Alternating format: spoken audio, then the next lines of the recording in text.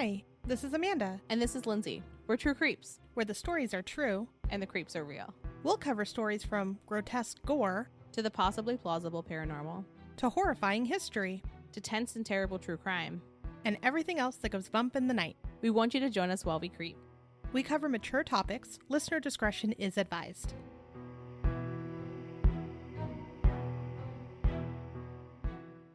Today we're covering the Villisca Axe Murders from 1912. This famous murder you've probably heard of, but didn't actually know a lot of the details to it. I had heard of this case before, but didn't know exactly what happened, just that it purely existed. What about you? I had not heard anything about it until I was searching for just different cases that maybe we could cover. And then I came across this and I was like, woof, this is a particularly gruesome case. And when I think of the early 1900s, it's certainly not what comes to mind. Exactly. So with that, why don't we take everyone back to 1912 when it happened? So 1912 is actually a pretty big year for the US, or really the world, I should say. The Titanic sunk in April of 1912. Arizona and New Mexico both became states. Additionally, Nabisco introduced the Oreo. That feels like very big news for me. It's very big news. That's important. Julia Child was born. Stamps were 2 cents. Mm-hmm. Carl Jung, one of the forefathers of psychology, published Psychology of the Unconscious. Additionally, the American Medical Association also reported their first diagnosis of death by heart attack. Oh. Which I don't know when I thought that had happened, but I certainly thought that it had happened before then, that we had a better understanding of the body. And so I looked a little more into what was medicine like then. And babies were still being born at home. Yeah. Doctors were still making house calls. And in rural areas, sometimes surgeries were still done at home as well. I feel like that fact is the one that just makes me cringe the most. Yeah, because I can't think of a place in my house that is appropriate for surgery. No. That I would be able to use as anything other than that at that point. Do you know what I mean? If I use my dining room table as a place where surgery was done, I don't think I could continue to eat there. Well, you wouldn't have to worry because you'd probably die. When you're right, you're right. Also, this is of particular interest to me, but Julia Gordon Low also founded Girl Scouts in 1912. Oh, okay. They've been around a long time. They've been around a minute. Yeah, I didn't think about that. This horrific incident did occur in 1912, like we said. So in Villisca, Iowa, where the axe murders occurred, there wasn't electricity in all of the homes, but there were electric street lamps. However, on June 9th, the electric street lamps were out. There was a disagreement between the power company and the town, right? Yeah. It was the night of June 9th to 10th, so it was a little bit after midnight on June 10th, when the Moores and their 4 children and 2 of their children's friends were murdered in their beds. So the family was made up of Josiah, or J.B. Moore, who was 43, Sarah Montgomery Moore, who was 39, Herman Moore, which was 11, Catherine Moore, I believe she was 10, Boyd Moore, that was 7, Paul Moore, that was 5, and then their 2 friends. So it was Catherine's 2 friends, Lena Stillinger, who was 12, and Ina Stillinger, who was 8. They believe that the murder weapon was actually an axe that belonged to the Moores because the father's brother, Ross Moore, had identified the axe as one belonging to them. The Moores had been using it to break apart coal, so there was a big chip in the blade, and this was the murder weapon that was found in the spare room on the first floor with the last 2 victims. Mm-hmm. So a couple things that make this tragedy a little more interesting in today's world is that the murder was never solved, yet many try to pick apart it and solve it today. So that blew my mind, that there's a lot of people online that are in sleuth groups or detectives or investigators. Or ghost hunters. Ghost hunters, yeah. People at home just looking through all the archives trying to find information to solve it. And it seems like it's a common trend that when someone hears of this case and they go unsolved, let me look through it. I bet I could figure it out. And there's a big debate over who did it. So we'll talk in a little bit about some of the suspects. And then I also want to get your opinion on who you think did it. When I hear cold case, what I imagine is that there's this cache of evidence that all we need to do is test it with today's technology. Mm-hmm. But as you'll understand as we go through, that's certainly not the case here. And Also, the standard of evidence collection in 1912, completely different. A little different. From what we look at today and how crime scenes are treated and handled. So with that being said, without having an exact way of understanding what happened that night, what we'll talk about is how we understand the murders happened and in what order we believe they may have happened. Now, without someone ever being charged with it, we really don't know. This is all just going off of what little evidence they had and the layout of the home. So the home itself was a standard design that was used quite a bit in the area from what I understand. It's a 2-level home. The first level has a parlor, a kitchen, a pantry, one small bedroom off of the parlor, and then there's a little itty bitty staircase that goes upstairs. Once you enter upstairs, that would have been the parents' room. And instead of calling it a room though, in today's world, I would probably call it a loft because it is attached to the actual staircase. There's a little closet, and then from that closet, I'm calling it a closet. It's just like this little room that kind of connects everything,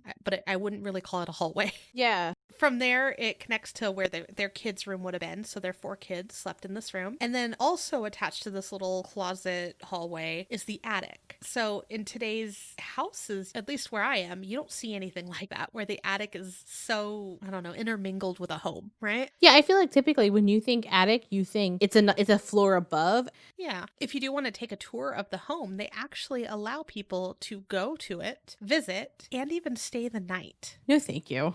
Right. And I'll talk about my thoughts on that later, but you can also take an online tour of the home as well so that you can get this very strange layout. But what I'll go into next is what we believe occurred. So the Moore family and the 2 Stillinger girls came home around 10 p.m. that night. They were at church prior to that. They had a special little gathering. So they got home a little late, 10 p.m. And from what some of the accounts show is they stayed up and had cookies and milk. I'm thinking to maybe celebrate their little play that they were in, the Children's Day event that they had attended. So all the kids went to bed, parents went to bed, lights out. What happened next is estimated between probably midnight to about 2 a.m. on the 10th. And some say the killer was already in the home. Some say they were outside the home. And the killer entered the home. They went up to the Mr. and Mrs. Moore's room first, bludgeoned what we believe Mr. Moore first with the back of the axe, not the sharp part, but the back of it. Then Sarah Moore. Then he entered the room of the 4 sleeping children. So Herman, Catherine, Boyd, and Paul were all in one room together. And he did the same thing to all 4 children. He then walked down the stairs and entered the room with the Stillinger girls and then did the same thing to them as well. Afterwards, and this is where it gets a little tricky, we're not sure in what order all of this occurred. There was a bowl of water in which he used to wash his hands. There was a plate of food on the counter. And then also all of the bodies were covered up with their sheets, or what they call bedclothes. Right? Yeah. They were calling them bedclothes. And at first I was like, pajamas? Yeah.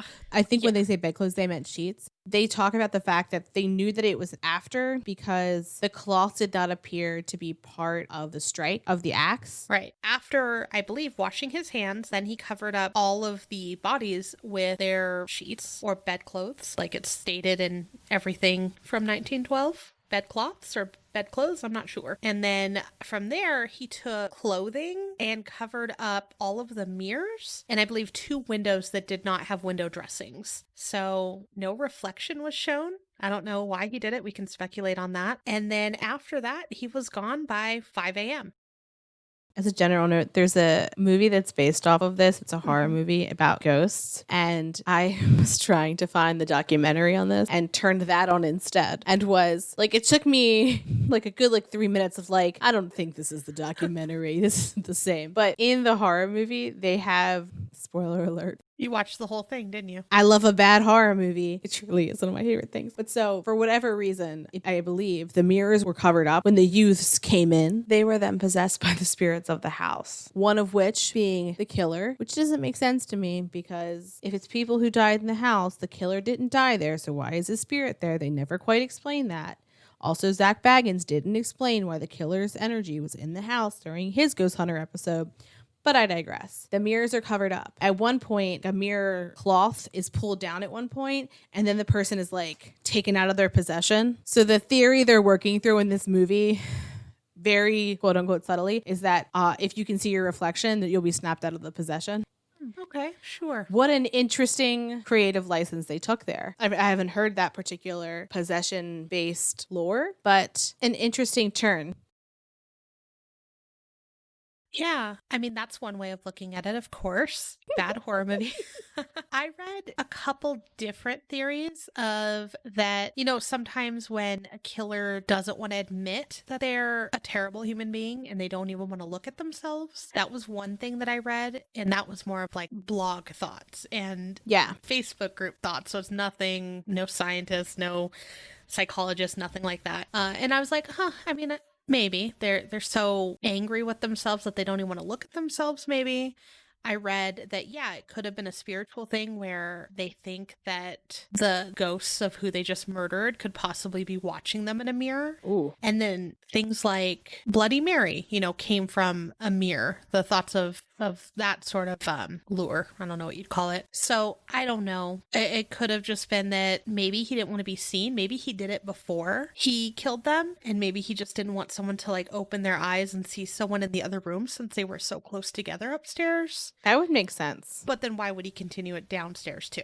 As you talked about the layout of the house, everyone was really close. Yeah. Very, very close in proximity. And with a home that's the size that it is, that was constructed the way that it was in that time period, it's a hard sell for me to think that a person could come into that house and be quiet. Generally, by the time they were murdering the parents, it hurts my heart to think that the children in the house may have woken up. Right. And and we could talk about the next morning and where they found everyone, but there's no evidence that anyone left their beds, which I found surprising because even just the thought of, hitting someone with the back of the axe, that is going to make a sound. Yeah. And so some thoughts and some theories that people speculate is that it may have been multiple people, because how do you ensure that many people do not wake up during the murder and don't get away? Yeah. Well, and also when you're starting in the upstairs and there's people in the downstairs. Well, and the stairs, they're old style stairs. The staircase was super tiny. It's very creaky. Yeah. And they even say when they entered the home the following day that the stairs creaked. So unless they were all very hard sleepers, which I highly doubt with that many children in the home, I don't know how he made it up the stairs or down the stairs without waking someone up. Every account that I've read says that everybody is asleep, but that just doesn't sit well with me because it doesn't make sense how someone could move through the house, commit violent murders like this that are not quiet, and nobody wake up. Yeah, the only thing that makes me believe that they were in bed, and again, I go back and forth, but the only reason I believe they're all in bed is because the blood splatter. Yes. According to the people that actually analyzed the room the following day, was where it should be if they were all in bed. I just don't understand how they were all still in bed. So I don't know if maybe there's something that we don't know that happened, like maybe at the Children's Day thing, they were all drugged somehow. Yeah. Who knows? So the documentary that we watched was called Villisca, Living with a Mystery, and it's actually a very good watch. It has everything from what the town went through before the tragedy to during and kind of the aftermath of the tragedy as well. So the next morning, their neighbor, Mary Peckham, goes outside to start her chores around 5 a.m, and she notices that no one from next door is up and moving around. But she's like, I'll wait some time because maybe they slept in, because she knows that everybody was at this event the day before. So she waits a little while longer, and it's 7:45, and she's like, this is still strange. Like, no one's moving. And this is back in a time when people were up doing chores, moving around. The fact that there's a very still house is very strange. Also, I believe the Stillinger girls are from a farming family. So they would have been up, right? Like up with the dawn. So she goes and knocks on the door and no one answers. So then she tries to open the door, as a good neighbor does, and then it doesn't open. So then she calls Josiah's brother, Ross Moore, who comes to the house. He gets to the house. He also tries to open the door. When the door doesn't open, he opens it with a key that he has. So he walks into the parlor, and then he goes into the spare bedroom on the first floor, and he sees two bodies with dark liquid. and he steps out and calls the town marshal. So she didn't technically go into the bedroom, from what I understand. She was waiting in the parlor, and the house was super dark because all of the curtains were still drawn, and any window that would have been opened was covered up. So the next morning, the town marshal, Hank Horton, comes and he goes through each room and finds the bodies of the Moore family as well as the Stillinger girls. Hank Horton, the marshal, walked through and immediately said, we need to grab a doctor, basically to investigate. So he brought doctors J. Clark Cooper and Edgar Hugh. And then he also got the minister of the Moores Presbyterian congregation, Wesley Ewing, to come into the home. And then additionally, the county coroner, and they did get, looks like, another doctor, which was F.S. Williams, who examined the bodies and then estimated their time of death between midnight and 2 a.m. Now, one thing that they reviewed is basically each room where everyone was, what looked out of place in each room. So one thing that was noticed was all of the bodies were beaten beyond recognition. Joe Moore, there's two different theories where his head was so crushed that they believe that the first blow could have killed him instantly. However, what was noticed is there was a shoe filled with blood that was tipped over. And what they believe is that the killer had hit him, killed his wife, went into the kids' room. He might have not died right away, just based off of, I think, the pooling of blood is what they were going off of. And then when he returned into the room, because you have to go through that room to go back down the stairs, he either noticed or heard him and he wasn't dead. So he went on to keep hitting him. And then when he did that, he knocked over the shoe, which poured the blood on the floor. I don't know which one I believe in that sense. One thing that was noticed too is that Sarah Moore, her body had also been hit again after the initial, blow that killed her. Later, I don't know if it was at the same time, but I would guess he would have killed everyone and then come back. She was the only one hit with the blade side. Yeah.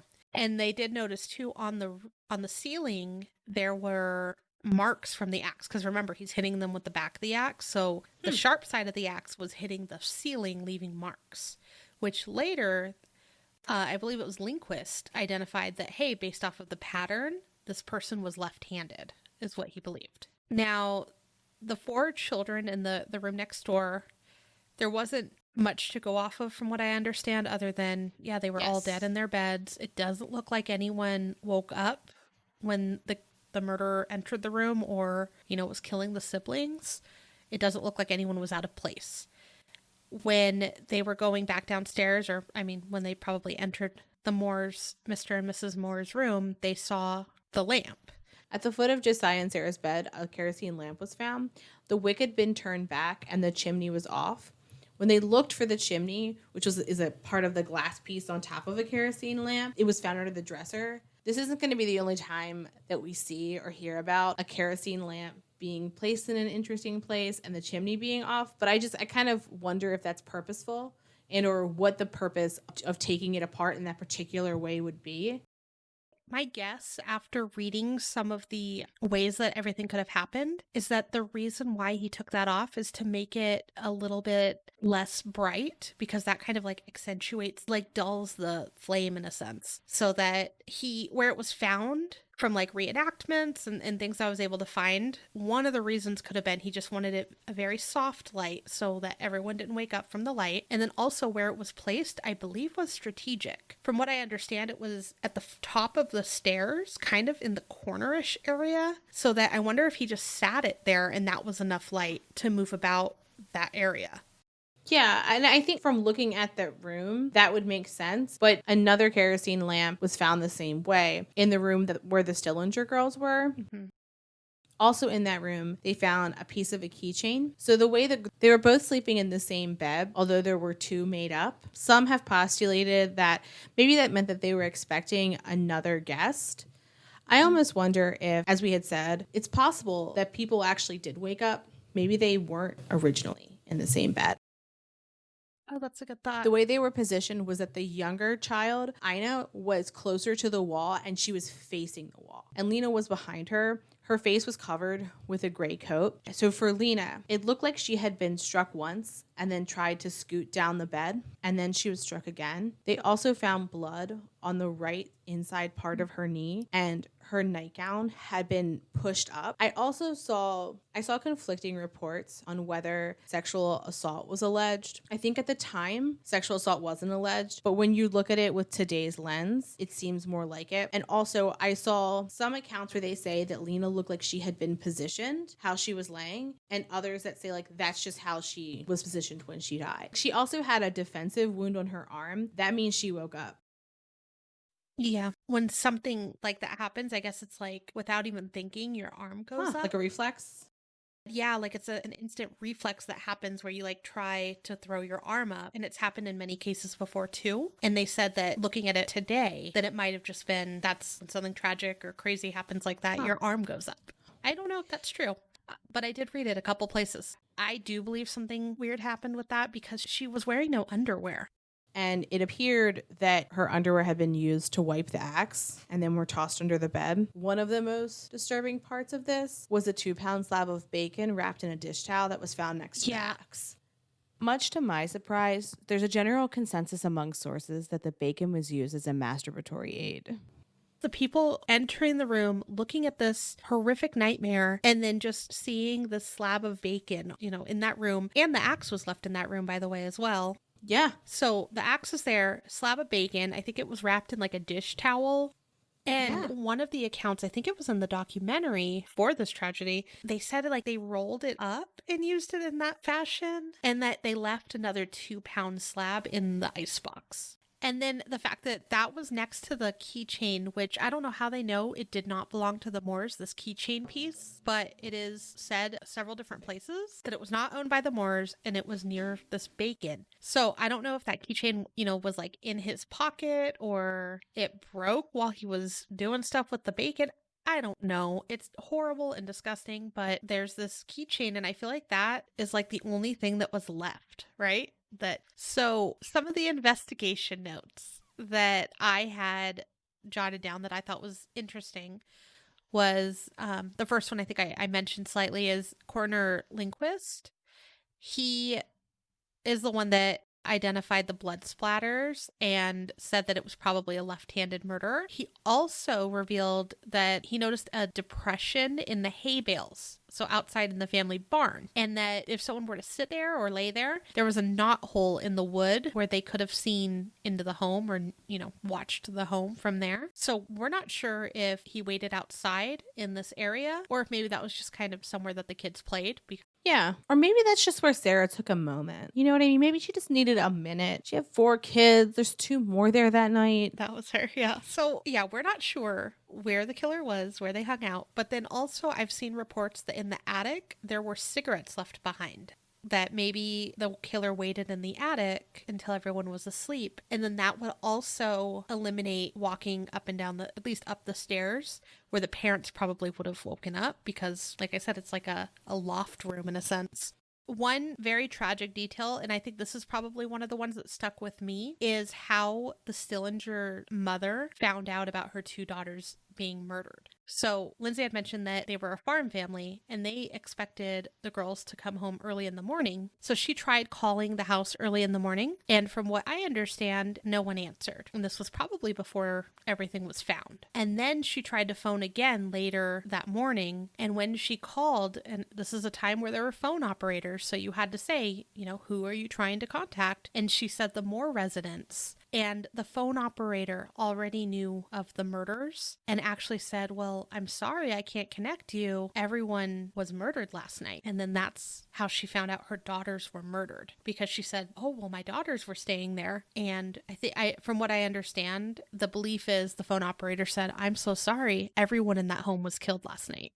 It's hard to find the right words to say how heartbreaking that would be. I can't even imagine. And then for that time where murders didn't happen, in this, it wasn't a thing. And just finding out in that way. Yeah.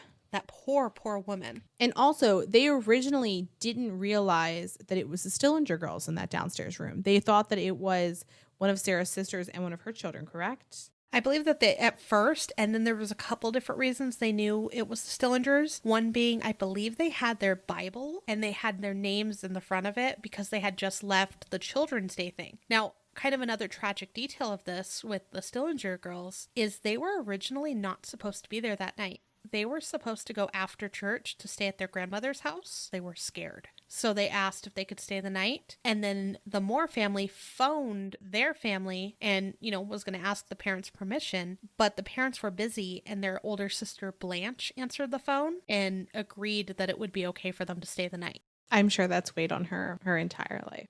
Mm-hmm. Yeah, Blanche's daughter was interviewed in the documentary, and she recalls a time in, I want to say it was like 3rd or 4th grade, that she asked her mother to stay at a friend's house, and her mother immediately replied with no, and that her father had to talk to her mother, and basically, finally, they allowed her to stay the night, but she had strict rules, and she had to call home first thing in the morning. And it's just, imagine that girl's life being changed forever because of something that everyone's done. Oh, sure, you could stay the night somewhere. That's fine. The older sister thing. So it made me feel so sad for her, just almost taking some of that responsibility, even though, she did nothing wrong. But instead of going, no, you should go to grandma's house, she said, no, that should be fine. Word spreads around the town. And I wouldn't think from what I saw, almost 100 people walked through the crime scene area, and that so many people came to Villisca that the Villisca National Guard had to secure the area because from what it sounded like, it seemed like the population of the city almost doubled and that people were just like walking through the house, hanging out. And from one account, I saw that a part of the father's skull had been taken by somebody in the town. I believe his name was Burt McCall. Yeah, a very weird and awful trinket to take from a when tragedy. I first read that, I was like, what a souvenir. But then I saw later that he was implicated with one of the suspects and that it was alleged that he had taken the skull as proof that the family had been murdered. Okay. Yeah, and Maybe. I was like, woof. I was like, I feel like you don't really need that. With the crowd gathered outside the home, Dr. Williams actually cautioned the crowd not to go in the house. And he was noted to say, don't go in there, boys. You'll regret it until the last day of your life. And then no one seemed to listen. So they estimate around 100 people gallivanted around this house, destroying any hopes of evidence. So at this time, fingerprinting, from what I understand, was a new thing. And they did call out someone to help fingerprint this house. But if there was a fingerprint left behind, it was destroyed by all these crazy people. During the documentary that we watched, one of the things that the narrator talks about is how everyone was trying to share theories about this. And they're literally hanging out at their house. There's so many people on their porch that people are falling off. If you're just trying to get an image of it. At one point, they show a picture. It's 2 women. So the narrator says, people are sharing stories, and these women are full on about to kiss. And you cannot convince me otherwise. Do you want to put that on our Instagram? I think we should. I think so. It was probably the only light of this terrible thing is just watching some of the images that were sketched about this whole mess because they are just... There's something. Yeah. One of the things that I found very fascinating was that this was a small town. So did they have a police force that was equipped to handle this? No. So when the sheriff arrived on the scene, he deputized some men to help clear people out of the house. What we know now about murderers is that sometimes they hang around in the crowd. And that the murderer isn't always the boogeyman or somebody who looks or acts different than the guy next door. So it's very possible that one of the people that was deputized to get people out was the murderer. Yeah, it definitely could have been. And just understanding that, like you mentioned, their town was not equipped for this. There was basically no crime, no murders, no nothing that happened in this town. And it was a fairly busy town because it was attached to the railroad, right? So there would be a lot of transients, a lot of different people that would visit their town because the trains came so frequently throughout the day. when you had mentioned that, yeah, they weren't equipped, some of the people that were coming to help collect evidence, to review things, they had to come from a town over or a couple towns over. So that's why it wasn't just immediately first thing in the morning, everyone was able to walk through and look for clues. It was throughout the day. They were waiting for people to come and help. And when they were waiting, that's when all the people had entered the home and kind of ruined it. Yeah. It's interesting to note how the town changed as a result of the murders. So at this point, I'm thinking like early 1900s. Did people always lock their doors? Seems like they didn't, because after this, the hardware store, they ran out of locks because people were buying them up. There was also at least one account of where families would hire someone to come sit in the first bedroom of their house. And so how it would work, the family would all sleep in one bedroom that was further away from the front door with the door locked. Then someone else who they hired would sit in the first bedroom with the door unlocked. I want to think they had a weapon of some sort to defend themselves if needed. But the idea was that they were paid bait so that if the murderer came, they would get to that person before the family.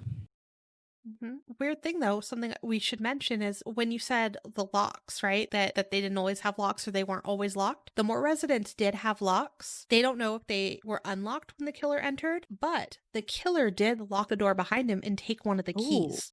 So that might have been like a weird thing if they could have found where the key ended up. It doesn't sound like they ever locked the house after Ross originally opened the door, but if they had locked it, then the killer could have gone back easily and opened it up. So quickly, news spread about the murders because this was pretty sensational, and the fact that it happened in a small town even made it even more so. So it became common knowledge around the town, and everyone was hungry for someone to blame. There was this idea that they would find some person who they could visibly see had mental illness, who would be covered in blood. And they really thought that he was going to be hiding in someone's barn for some reason. I think it's just the narrative that they told themselves, because the realistic idea that this could be their neighbor is a lot scarier, frankly. So they sent out groups of people. Sometimes it was 100 or more people who would go out with weapons anytime they heard a lead, and these people would basically go to try to find that person. I didn't see that there ever were any leads. No. Well, all they knew is they had brought in some bloodhounds, and the bloodhounds, tracked the scent to a point, but it was just to the river. So they weren't sure if it was like a transient who like bathed in the river, got all the stuff off, or some of these suspects we'll talk about. But that was really all they had to go off of, is kind of the route that they took. And it looks like, from what I remember, is the bloodhounds went around their house, avoided the town square, stopped at the Jones property for a moment. We'll talk about him in a few minutes. Stopped there for just a second, didn't actually like go up to the house by any means, and then continued down to the river. When the bloodhounds first arrived at the Moore residence, there were over 1,500 people congregated outside. And so what they did was they used the axe handle and a piece of cloth that was used by the killer to wipe blood from the blade, which that makes me think that it was Lena's undergarments then. And that's what they use for the scent for the bloodhounds. Yeah. And because of that where their town was located, they couldn't understand if it was a resident or someone who simply could have just gotten off the train, committed something horrible, and then left. And so they were pretty desperate to find out who committed the murders, understandably so. And so I did generally like the documentary. I will say that the way that they talk about race is a bit cavalier. They talk about that before the murders, there had been a few African-American families who lived within the town, but that they were forced to leave. They also then prohibit anyone who is an African-American to live in the town going forward or to be there after sundown. And I had never heard of a sundown town before I had watched Lovecraft Country, and it's pretty horrific. From what I understand about Lovecraft Country, it's a fictional account, but they weave in historical racist injustices like sundown towns. So looking at James Lowen's website, he describes sundown towns as, and I'm going to quote him, "It's an entire community or even county that for decades was all white on purpose. All white is in quotes because some towns allowed one black family to remain, then drove out the rest. Institutionalized persons, live-in servants, black or interracial children didn't violate the taboo." And then so he talks about when they say on purpose, it's not always a formal ordinance, but if a black family tried to move in or tried to enter the town after sundown, they would be encountered with what he describes as considerable hostility. And so when they talk about it in the documentary, the woman who speaks about it says it with a giggle. And when Amanda and I were watching it, we just like paused for a moment, like, what an interesting thing to find funny. I think we had to pause the actual documentary because it like blew us away just how callous, and you would hope that a lot of them had grown from that. But when they made the documentary, some of the townspeople were still alive and remembered these days after, following the murder. And just the way they described it made us stop and go, oh my gosh, like it just makes everything more real. What's going on today too. It's still there. It's still happening, and it's horrible. Yes. And so one of the other things to note was that in the documentary, they talked about the fact that basically anybody who wasn't white was questioned. Like, if you were not white, you were a suspect, which is so incredibly disgusting to me. The aftermath of the tragedy affected this entire town, and it seems like towns surrounding it as well. Yeah. What it also did, on top of just instilling fear in all the townspeople, is it made everyone very, all of them were pointing fingers at people.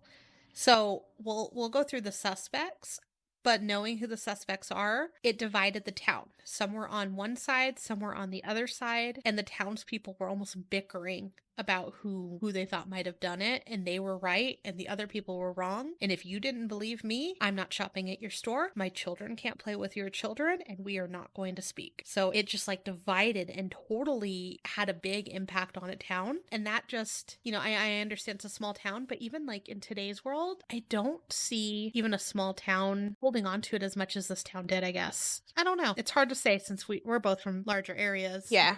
But it just affected this town till this day. They still bicker about it. They still get visitors about it. And it's kind of like a no topic until recently when they opened it as kind of a tourist attraction. And even then, a lot of the townspeople that are there are upset that it even exists as a tourist attraction, which I kind of am too. It's not marketed nicely in any way, shape, or form. There's times when you're like, you could visit this place and pay your respects to the family and that kind of thing. That's not really how this is marketed. It truly is like, there was a gruesome murder here. You can be in the place where this gruesome murder occurred. There's a sign outside. Yes, there is certainly a sign outside. And just an interesting way of doing it. It really reminds me of, don't ask me what season of American Horror Story it is, but there's the character who wants to do murder attractions. It reminded me of that. I was like, oh, maybe she went to Villisca and she saw it here. Oh my gosh. That was the last season, Camp Redwood. I just found it interesting that they marketed it, Axe Murder House, whereas I feel like the proper, or I don't know, polite way, if you had to do this, would have been the Moore Family House Museum. Something along those lines that works. That's, when you look at it now, it's just someone who's trying to make money off of tragedy, and it's like in your face that they're doing that instead of, and I don't know these people. Maybe I know that they own a museum there too, and they do have an actual like town's museum that they keep. That's awesome. But just the way that they marketed it, like, very much turned me off and made me just a little upset when watching it and watching all, like the ghost hunters and stuff go there, and just the disrespect for it made me a little sad. Yeah. Yeah, and at one point in the Ghost Hunter episodes, Zach Baggins has what they believe is the murder weapon. And he's in the attic, and he is like, the murder weapon is kind of like positioned above him. And he's like, if you're in here, you could use your weapon again. And I'm like, ew, man. Yeah. No, the whole thing was just disrespectful, and him and all of his like crew holding axes between all like the transitioning pieces of that show irritated me. I just thought it was so... Yeah. It had that same cringe factor. Yeah. When I started watching it, I kind of wanted to turn it off, but it was more like I wanted to see more of that walkthrough of the house and to like get a sense of the house. And that was only recently that these people purchased the home. I want to say it was like 1994 that it was purchased, and they tore it apart and tried to fashion it as it would have been in 1912. Yeah. And so that was like, that's awesome. And they're trying to, pull that history factor of it. I get that. But then also they still have the mirrors covered, from what I can understand, like from what I can see online. And yeah, they have this giant sign outside that says Axe Murder House. They do overnight tours, or overnight stays, I should say. They do tours daily. And just the way that it's marketed is not my thing. Okay, so as far as suspects goes, the first one was Frank Jones. Now, Frank Jones was pretty well known around the town. He was a local businessman, and he was also the state senator at one point, and he would have been 57 years old when the murders took place. He was never actually formally charged with involvement in the murders, but this was one of the ones that the townspeople were kind of divided because they believed that he might have hired someone to kill Joe, mainly the father. The reasons that they believed that is because Joe had worked for him for 7 years, I want to say, and he was like the best salesman. So he was like his moneymaker, right? And because of a wage disagreement, and I believe an hours disagreement too, they always say wages, but from what I saw, he worked sometimes from like 7 a.m. to 11 p.m. and he worked like 6 days a week. So I can understand why he was over it. But he left in 1907. He stopped working for Jones and created his own business. And he actually took one of the biggest accounts with him, the John Deere Company, which we all know that company now. So yeah, probably a huge loss, but in no way did it, close his business down or anything like that. To keep the case moving along, the family really had to push for it to keep going. So Ross Moore had hired a PI named James Newton Wilkerson. And so Wilkerson was the person who originally had thought it was Fred Jones and the person whom he'd hired, Blackie Mansfield. And I was appalled and fascinated at the way in which Wilkerson would have these evangelical kind of speeches where he would explain to the townspeople like why he thought it was them and what had happened. And he even raised money to help the defense of another suspect that we'll talk about in a few minutes. So it was interesting. Like, he wasn't just like, yes, oh, I think it's him. He was gunning for him. Like, he felt it in his bones. In addition to being business rivals, there's a rumor that Fred Jones's son, Albert, his wife, Donna, and Josiah were having an affair. Right. So that was a couple of reasons why it was believed, he absolutely hated Joe because of work and possibly the affair, which, sure, you can hate someone. I don't know if I buy murdering an entire family because of it or hiring someone to murder a family. Maybe Joe. Not saying it's ever okay, but I'm just saying, like, is it enough to kill? If it hurt his business that much and he was that angry and horrible, maybe, but I still just don't think that it's worth hiring someone to do something so awful. It's a really big reaction for a business dispute. You know what I mean? And especially like when you think of 1912, I don't know, racist, but also family oriented is how I picture the world. And so the idea that someone would murder an entire family over money in a small town for like I think it was like a small town hardware store or something like that. It's a hard pill for me to swallow. One of the reasons that Wilkerson really liked Mansfield for the murders was because his own wife, infant child, and father-in-law had been murdered, also with an axe. That happened in 1914, but there was also axe murders that were committed in Paola, Kansas, that were just a few days before the Villisca murders. And then there were also murders in Aurora, Colorado of Jenny Peterson and Jenny Miller. And in all of these situations, murdered with axes, mirrors were covered, and a burning lamp was found at the foot of the bed with a chimney removed. Talked about how in the kitchen there was a basin with water in it that looked like maybe he washed his hands with it. So that was found in the kitchens as well. And then I didn't see this commonality listed as part of the Villisca murders until I was reading about it in context of Mansfield, that it looked like the killer wore gloves to avoid leaving fingerprints. And Mansfield's prints were on file at a military prison in Leavenworth. That's a lot of reasons to think that perhaps it was William Blackie Mansfield, but I don't see how, aside from some hearsay gossip kind of, that people had heard them talking in the woods, that like really ties them together. It's like a hard jump. Yeah, and ultimately, for at least the Villisca murders, Mansfield had an alibi at the time, because his payroll records showed that he was working in Illinois during the time of the murders. And the documentary talks about how strange their payroll records were. So who could say if it was, authentic? It was a very weird way that they paid him. But again, I still don't see him or Jones having reason enough to kill the family. At least I feel like the motive would have been deeper. However, I wouldn't put it past him as far as like you said, was money worth it? But money does cause a lot of horrible things to happen, right? So I wonder, how I said earlier that I feel like it would have been hard for one person to do everything. I wonder if he maybe helped orchestrate something or might have been involved in one way or another, but I don't believe that him or Mansfield actually did the killing. Yeah, I agree with you. Another suspect was Henry Lee Miller. He was convicted of the murder of his mother and maternal grandmother. Their slaying was just a few months after the murders in Villisca in Columbia, Missouri. They also were killed brutally with an axe. Mm-hmm. And they say his motive might have been to obtain the deed to the house or something crazy, just something that made no sense. Yeah. So in the investigation for the case, they brought in a person who was part of a very new and exciting realm of forensics, M.W. McClary. Mm-hmm. He was a fingerprints expert. When he showed up to the town, he was drunk. So he was starting off professionally.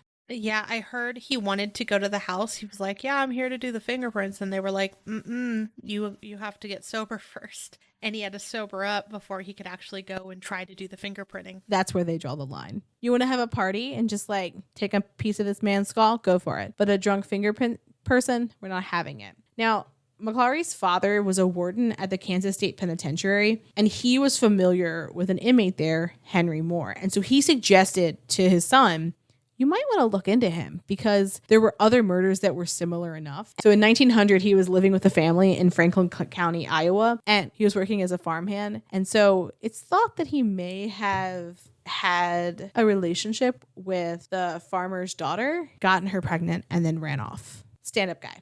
After he runs off, he's convicted of forgery, and he's remanded to the Kansas State Reformatory. Now, he's released in the April of 1911. So it's alleged that he also had something to do with the murders of H.C. Wayne, his wife and child, and A.G. Burnham and her 2 children, all of which were bludgeoned, and that was in Colorado Springs the following September. Additionally, it's also alleged that he killed a family in Monmouth, Illinois in October of 1911, and from what it seems, Monmouth is very close to Villisca. So, and also around this time, another family of 5 in Ellsworth, Kansas were murdered as they slept. But it doesn't seem that he was ever charged. It was just real informal, maybe it's him. But it's crazy that these towns were dealing with the possibility of a serial killer too, which was foreign to them. That wasn't something that happened. And all of these areas were having very, very similar murders take place. And it could be the same person. And then there's also, wait, it could be this other person. So is it a serial killer? Is it someone that's like, hey, it worked for them? At this time, it also could have been common for the axe to be used in multiple murders because it was a weapon of convenience. It could be found on many farms. Many homes had it. Almost any home with a fireplace had one somewhere. And it was a tool, not necessarily a weapon, that would be left out pretty openly, whether it be in the backyard or a shed or whatever. It was very easily obtainable. So it could have just been a weapon of convenience. And when someone's sleeping, it also might have been a weapon of choice because with an axe, you can't really go after a moving target. It has to be someone who's stationary. And so the only time to do that would be when someone is sleeping. That makes sense. So it could make it a little more common than this era too. And then also, I mean, yes, there were guns, but guns are loud. Guns cause attention to be, put in that area. An axe, not so much. Only the house would probably hear it. Neighbors probably wouldn't. The final suspect we'll talk about tonight is Lynn George Jaclyn Kelly. What a name. Lots of names there. He was an English immigrant and he was a preacher and he had a known sexual deviant history, also noted mental problems as well.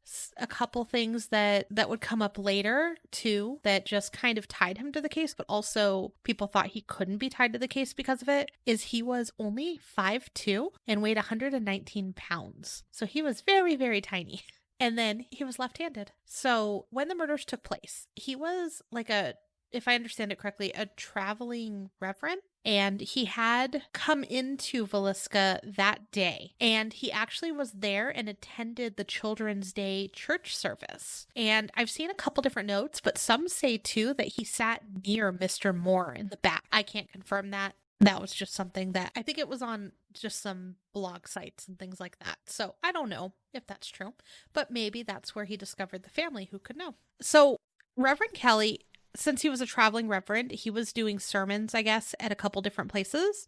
And the night before the Villisca murders happened, he had stayed in Macedonia. And the family that he stayed with then, the night prior, actually had a weird experience with him where the mother felt like she didn't feel like he was a safe person to have in their home. He stayed on the bottom floor. The family was upstairs. And she actually stayed during the night on the staircase to watch her family. And I guess the grandmother of the family also said, do not bring that man here again. He's crazy. So just to kind of say a little bit of, the tone for him. But anyways, so he stayed with the Ewing family the night of the murders. And from a couple accounts that I've read, he stayed in the house and the Ewing family slept outside in a tent. I haven't been able to find like actual documented reasons, but a couple people said it was due to like either an allergy or asthma or something along those lines where they slept outside that night. I can't confirm one way or another why. On the accounts of what everyone, before they suspected him, Kelly stayed with them.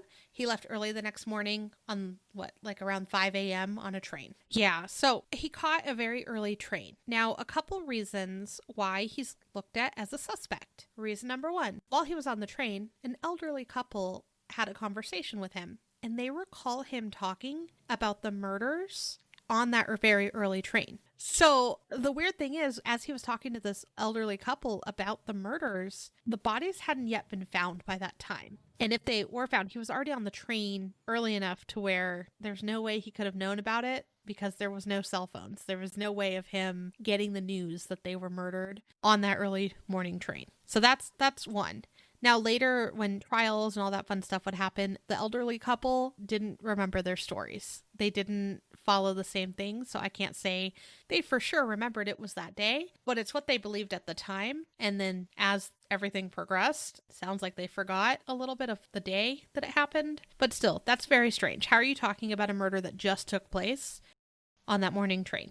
Another thing is, so in 1914, he also placed a very strange ad in the Omaha World Herald. So when he was living in South Dakota, the ad was for a girl stenographer to do confidential work and must be willing to pose as a model. So one woman, Jessamine Hodgson, I believe is how you say her name, responded and received a reply that he wanted her to do it in the nude, which was very odd, for that. So then she showed the reply to her pastor, who then showed the sheriff, who then showed the postal authorities. And they decided, this is what, it's not funny, but it kind of is. They sent letters back to him trying to get more information. So I could just, in my head, I just imagine this group of men writing these weird, creepy letters from women to this guy looking for a stenographer to type in the nude to get replies back from him. And then his replies became more and more suggestive as they were pen pals with this guy for a while. I don't know. It's just what my head goes into. So then he was charged for sending obscene material through the mail. When he was arrested, some say he said, "Don't take me back to Iowa." Don't like that. Don't like that at all. So once arrested, he was committed to a mental hospital and stayed there 9 months. As Amanda mentioned, this case has yet to be solved. And it seemed like the appetite to find the killer didn't die down, which is a good thing. The town really teetered between thinking it was either Mansfield Jones or Kelly. Yes. So, and as I had mentioned earlier too, so folks would donate money to either side to help with legal funds. So there were people who thought that it was Jones and Mansfield, so they would donate to what would eventually be Kelly's defense fund when he's tried for the murder, and vice versa, I believe. Kelly is brought back as a suspect after, Mansfield isn't convicted. One of the grand jury members, Scott Smith, after the Wilkerson case against Mansfield and Jones collapsed, he said, quote, "We've got to look at the crazy preacher over in Nebraska," talking about Reverend Kelly. In April of 1917, they start really looking at Kelly. And after like the issue with the newspaper, the elderly couple saying what they heard, and other rumors circulating, he was finally looked at again as a pretty prime suspect. Yeah, and one of the other things that they noted was that he had taken a bloody shirt to be cleaned very soon after the murders. But when they talked to the launderer at the time, they said that it wasn't completely uncommon for people to get blood in their shirts because they were shaving with safety razors. So you could cut yourself. Also, it wasn't as though you wore dress shirts just to fancy occasions. It was what you wore every day. So if in the, encountering the world, you fell, tripped, picked up something, they said it was a red stain, not that it was blood, and they never tested it. So they couldn't prove it was blood. Right. Well, they didn't have tests to even prove that back then. Yeah, very true. So Reverend Kelly confesses. And so of everything here, nope, the bacon gets me more, but this is what gets me second. So I'm going to read his confession because there's just no way to sum it up. Per Reverend Kelly, "I was working on a sermon, the text of which was, 'Slay utterly.' I had heard Gypsy Smith preach on that topic. I got dressed and went out on the balcony. I heard a sound like a windmill. I went back to bed again, but couldn't sleep. Then I got up and dressed for a walk, still studying my sermon. At 2:45 o'clock, I went to the Presbyterian church. While alone in the church, I heard a voice. It said, 'Go further.' I went out and walked to the end of the street, where I saw a shadow which beckoned me to follow. The shadow led me to the rear of the Moore house. I saw an axe on the rubbish heap. I picked the axe up by the handle. The voice again spoke, saying, 'Go on. Follow the shadow. Slay utterly.' The shadow led me to the door of the Moore home. Inside, the voice said, 'Go up.' I obeyed the voice. I thought I was climbing Jacob's ladder. I went into a room where 4 little children were sleeping. The voice of God said, 'Slay utterly. Suffer the little children to come unto me.'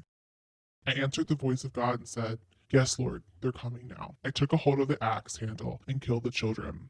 I'm sure I killed the children first. Children had bothered me all my life. I think I had put the sheet over them afterwards. The voice of God then said, 'More work yet. There must be sacrifices of blood.' I followed the shadow into a room where Mr. and Mrs. Moore were sleeping. I worked as fast as I could. I think I killed the mother first. I felt tired. I went downstairs and thought I would find a place to lie down. I saw 2 girls sleeping in a room.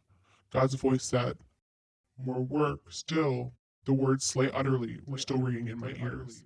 I killed them. I think I put the sheet over them, but I don't just remember. The text 'slay utterly' had been in my mind before the murders, and I have had a hard time resisting the impulse to slay. My soul is relieved now for the first time in 5 years. Woo. Yeah, that's a hard read. And just knowing that, I know it sounds like, hey, this is the killer. He confessed and it's all over and done with. But after, I believe, 2 juries looked at this case, he was never convicted for the murders. There was a time before police were tight-lipped about details of crimes. And this was that time. So everyone knew what happened. Everyone knew that the entire family was killed. They knew who was where in the house. They knew that the bedcloths had been pulled up over their heads. So these were details that he could have known just from existing in that time period in that area.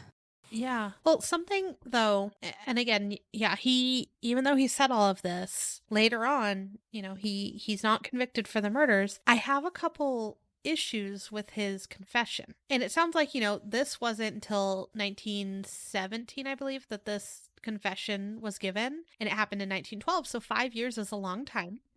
And on 2 sides of it, I feel like if he was a murderer and he was told to slay utterly and he remembers all of that, how does he not remember every detail about the sheets and all of that?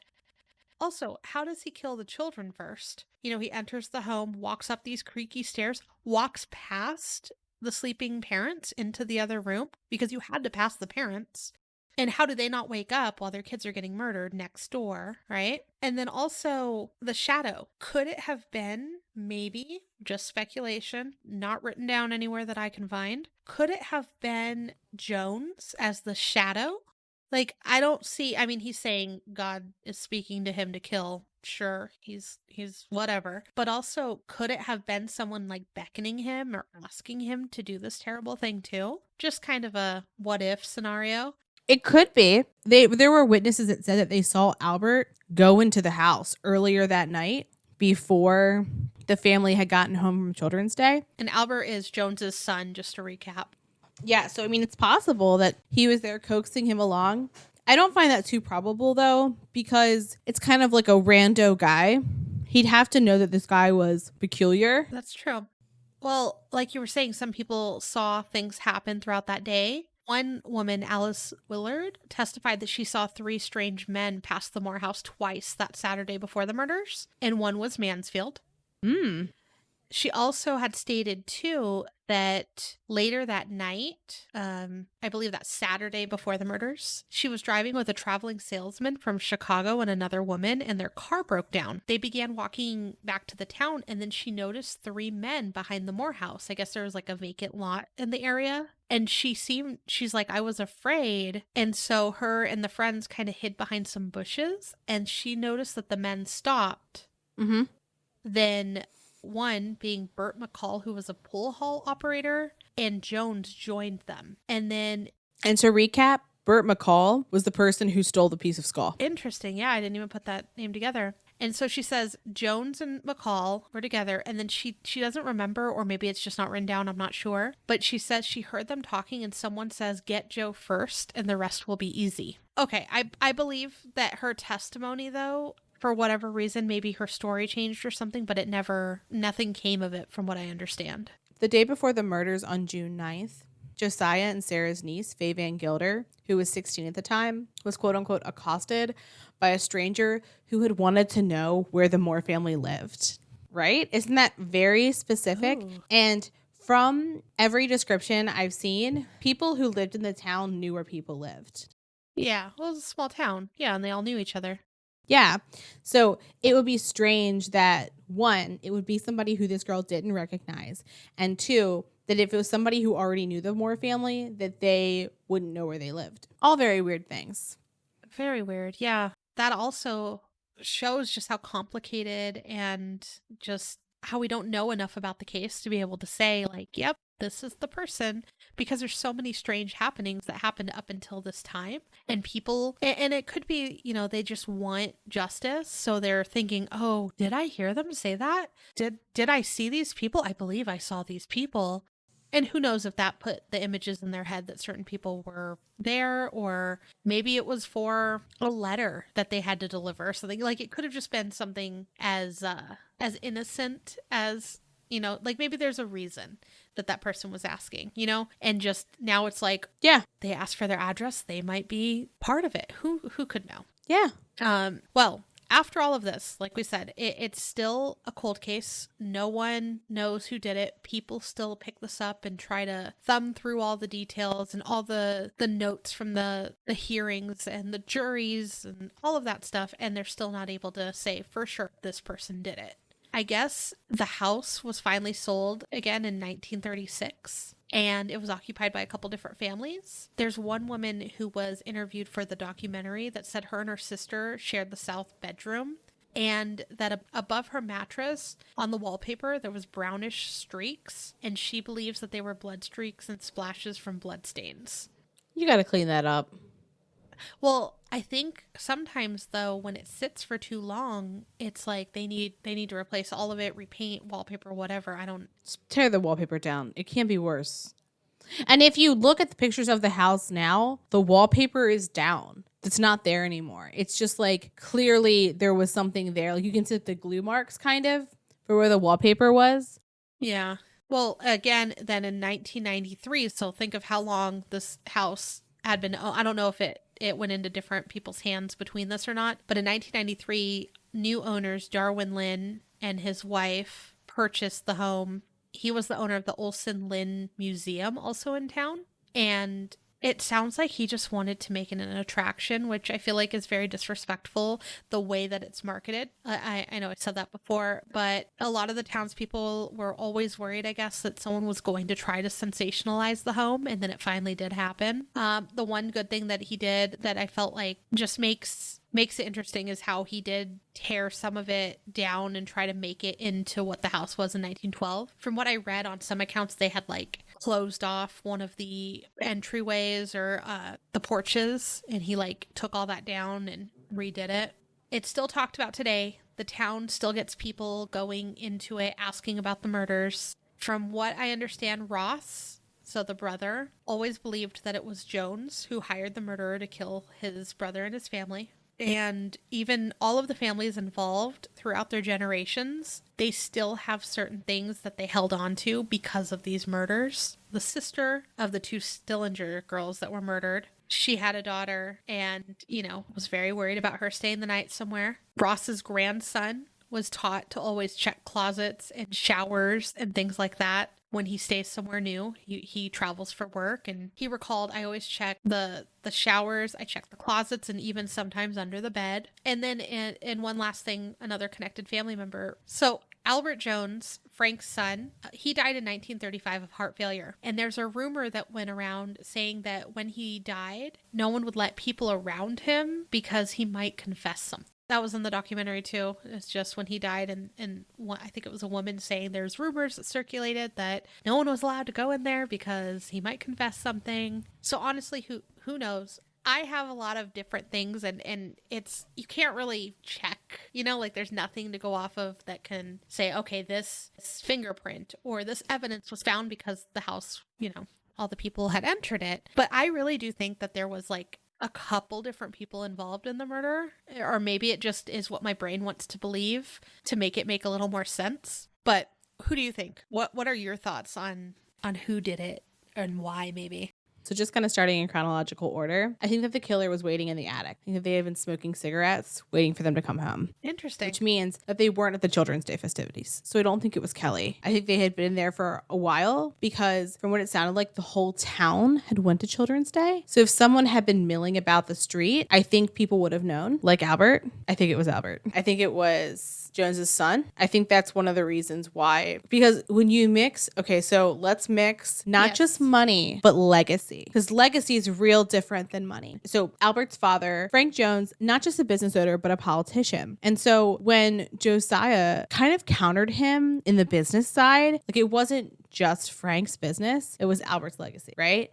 So I could see like, you've shamed my father. Yeah. Right? A little bit. You've taken something from me and my family. And then also with Josiah having an affair, allegedly, with Albert's wife, that seems like the rage. That's the rage for me that gets you to that point. That's true. Well, and one account that I had read is Albert was always trying to get his dad's approval. Yeah.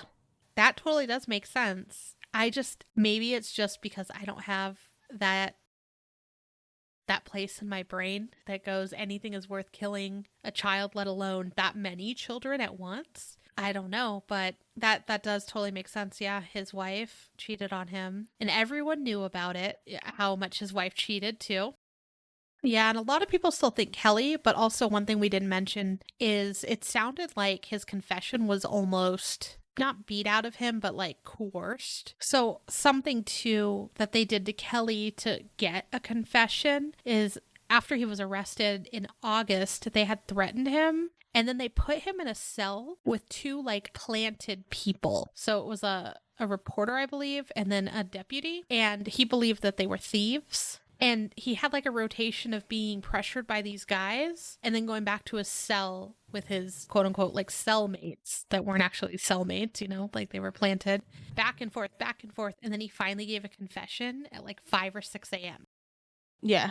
Yeah. I don't see how that would be an effective interrogation technique if you wanted the truth.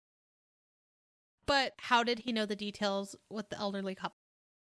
Was the phrase, I thought it was that he said something to the nature of something terrible happened in Villisca. And if it's something as vague as that, he could have meant a great many things. Also, his wife during his trial, I saw, I think it's in the documentary, but I saw it somewhere else as well, that she had sat there with just kind of a half smile the entire case. So they're like, and then he sent lewd letters to a teenage girl. And she's just half it was smirk. a nightmare. And combing through, I'm sure, I mean, I've read, I haven't actually seen all of the court documents. I can't find them all in one pretty place. But some people have gone through word for word every single thing that was given during these trials. And they are, yep, it was Kelly. And then there still are others that are like, nope, he was coerced into that confession. He did have some issues, but not enough. So we'll never know, unfortunately. But it is one where it does suck you in, as cheesy as that sounds. And so many people have said that on documentaries, and I think the ghost hunter shows too. The Neighbor or something said like, yeah, I read through it and then I'm like, I need to solve it. And when you do deep dive into this, you're like, I kind of want to go through every single court doc, and I want to go through every single thing that was recorded and see what happened and try to solve this mystery.